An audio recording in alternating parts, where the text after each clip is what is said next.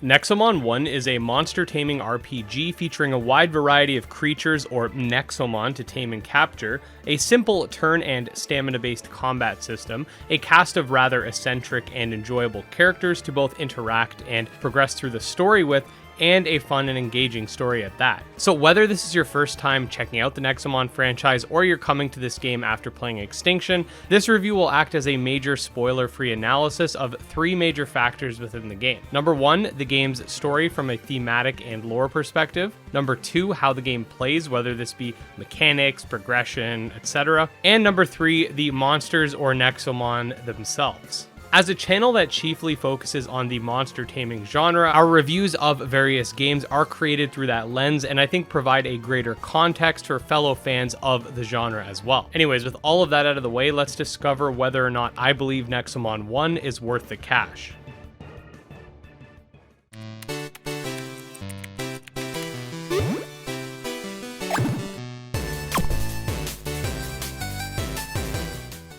Alright, so this review will pertain specifically to the PS4 version, however I have beaten the game on Steam as well, and from my experience the two are pretty much identical, which is to be expected since the console versions are basically just a port of the Steam version, so this review should be relevant for all versions of the game including Steam, PS4, Xbox One, Xbox Series X, PS5, and Nintendo Switch. This game is not an overly taxing game by any means, so hardware shouldn't really affect its performance across the various platforms, so I expect it to be a 1-to-1 on each.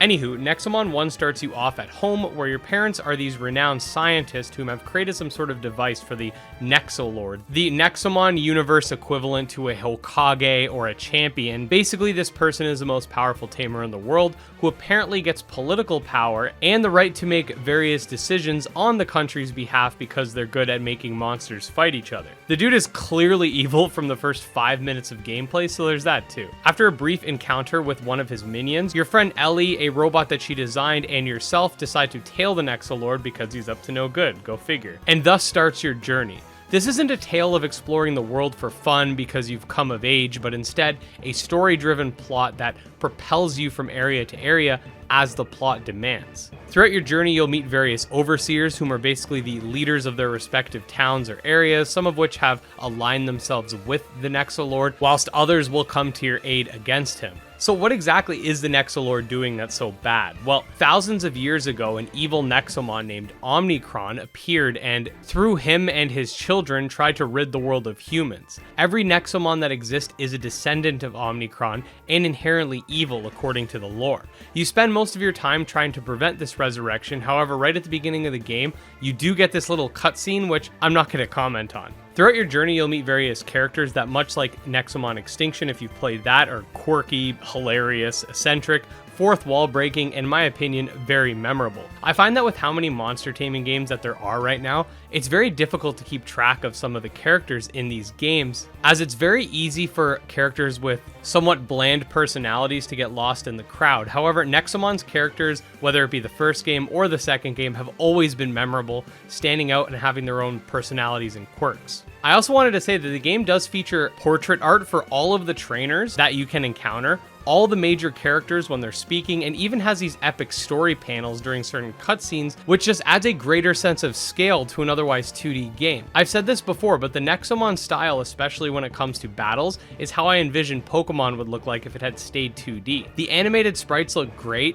as do the various areas present within the game. Couple that with the story panels I had mentioned, and you have a downright beautiful product. Okay, so over to gameplay. Nexomon features turn-based combat in typical monster taming RPG fashion, with monsters learning up to 4 moves that can be swapped in and out at your convenience, and a varying array of different effects. You have your status effects like bind, paralysis, confusion, poison, etc., as well as stat modification abilities that will raise your elemental powers, decrease accuracy, etc. The game also consists of 7 types, being normal, plant, fire, water, mineral, wind, and electric, and every Nexomon is monotyped. The battle system is by no means complex, however, I do think for the campaign where the story takes precedent, it's absolutely serviceable, and despite it not containing cores like its sequel, the battle system is more enjoyable in my opinion, as Nexomon learn more moves than just that of their own types like they do in the sequel. My mega rare electric bird boy over here gets access to wind moves, which allows it to have additional type coverage against mineral types. Unfortunately, in Nexomon Extinction, it seems that most Nexomon just learn normal type attacks and then the attacks of their elements, which feels very limiting. So I do hope they go back to doing it like Nexomon 1 does in the sequel to Nexomon Extinction. Another thing I like about Nexomon 1 is that the Nexomon have hurt animations, unlike Extinction,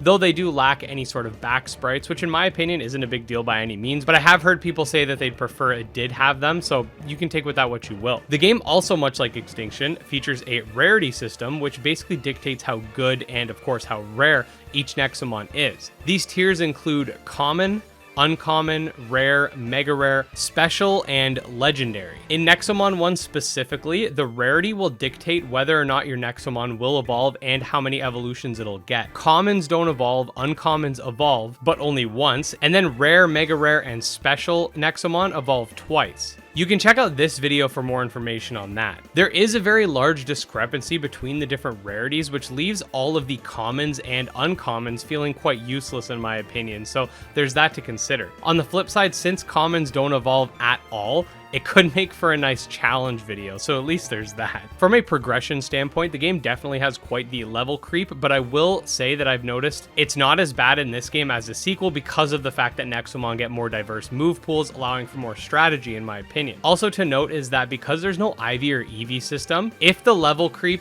is an issue for you, you can just catch higher level versions of your already owned Nexomon, or just catch anything in the wild in general and swap out your current team, because if you find a Nexomon that's a higher level than your Nexomon, it's just objectively better. You can swap out its moves to match yours as well. The game plays out in a linear fashion, unlike its semi-open world sequel, but I do say that given that it's such a story-driven campaign, this doesn't make it feel limiting or problematic, at least for me. I will say, however, that a lot of routes are very linear in nature and don't leave a lot in terms of exploration. I do believe that this is a consequence of the game initially being a mobile title that was converted and ported to Steam and now console. Generally, mobile games are very straightforward and meant to be played in a very casual fashion, so it makes sense that from that perspective they wouldn't want to have complex labyrinths to avoid making it appeal to a more casual audience. Another downside in my opinion has to do with the status effects present within the game. I personally think that they're pretty broken, leaving whomever is affected with them with a 100% failure rate. For example, if you're confused, you will never hit. You will take damage every single time you try to attack until your confusion wears off. This makes status effects very overpowered in my opinion, as they're insanely useful in game, especially against the boss battles, as they do percent health damage. What you're seeing on screen is me beating down one of the game's bosses with very little effort once the status condition is applied. Status effect moves tend to have a very low success rate, especially with regards to moves that only do statuses and no damage. However, with damaging moves with secondary status effects, the chances aren't even that low, and the moves themselves tend to be really good, so these tend to end up being quite broken. I'd say that the best way to fix this is to make the status effect only moves that have like 40% accuracy have a better accuracy, but also nerf the status conditions themselves so the game's not too RNG heavy. Despite some of these shortcomings that I just mentioned, the game plays very well mechanically, and the level spikes, though seemingly daunting, can easily be overcome by utilizing either better strategy in combat or by catching higher level Nexomon to avoid having to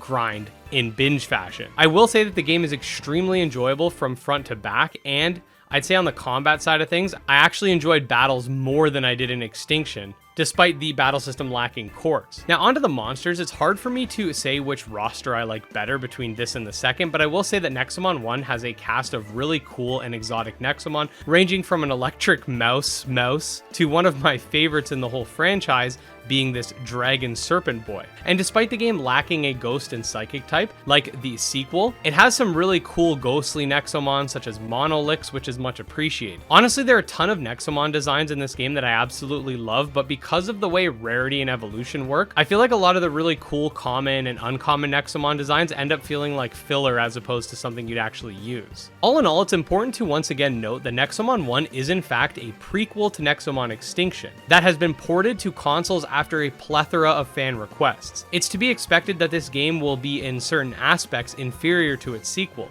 In spite of this, however, Nexomon 1 manages to shine in its own right with what in my opinion are a better move spread amongst Nexomon, an equally as enjoyable story campaign featuring a cast of really fun characters, and a ton of awesome and unique Nexomon designs, of which there's over 300. On top of that, it's just a great experience as well. The game's price is different in every region, but the norm seems to be that Nexomon 1 is cheaper than Nexomon Extinction, and I'd honestly say that paying the same price for both games would even be worth it because there's just a ton of enjoyability you'll get out of it. There's also the Netherworld post-game, which I really don't want to touch on due to spoilers, but I will say that it's a ton of fun, and the game surely does not end when the credits roll. Now, I do hope this review was useful to you guys in deciding whether or not to purchase Nexomon 1. As I've stated in previous videos, Nexomon 1 versus Nexomon Extinction is sort of like Pokemon Red and Blue versus Pokemon Gold and Silver, in that while the first one may be missing some features from Nexomon 2, it's extremely enjoyable and I can't recommend it enough. If you did enjoy the video, please make sure to subscribe as it does help the channel continue to grow. You can also follow me on Twitter at GymLeaderEd and check out our Monster Taming Discord. Special thanks to all our patrons and shout out to our mythical backers, StealCase and Jim Hamilton. Have a great day, everybody. Peace out.